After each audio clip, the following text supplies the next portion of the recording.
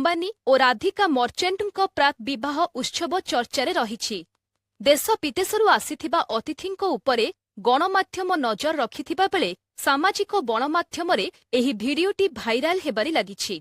ଏଥିରେ ମୁକେଶ ଅମ୍ବାନୀଙ୍କ ପୁଅ ଆକାଶ ଓ ଅନନ୍ତଙ୍କ ସହିତ ଫେସବୁକ୍ ମାଲିକ ମାର୍କ ଜୁକରବର୍ଗ ଓ ତାଙ୍କ ପତ୍ନୀ ନଜର ଆସୁଛନ୍ତି। ଏହି ସମୟରେ ଅନନ୍ତ ଅମ୍ବାନୀଙ୍କ ହାତଘଣ୍ଟା ଦେଖି ଜୁକରବର୍ଗଙ୍କ ପତ୍ନୀ ଆଶ୍ଚର୍ଯ୍ୟ ହୋଇଯାଉଛନ୍ତି। ଏପରିକି ଏହି ଘଡ଼ି ସମ୍ପର୍କରେ ଅନନ୍ତଙ୍କୁ ଅନେକ କଥା ପଚରାଉଚରା କରୁଛନ୍ତି। ତେବେ ଅନନ୍ତ ଅମ୍ବାନୀ ପିନ୍ଧିଥିବା ହାତଘଣ୍ଟାର ମୂଲ୍ୟ 14 କୋଟି ଟଙ୍କାରୁ ଅଧିକ ହୋଇଥିବା ବେଳେ ଏଥିରେ ହୀରା ଓ ବିଭିନ୍ନ ପ୍ରକାର ଦାମୀ ରତ୍ନ ଖଞ୍ଜାଯାଇଛି।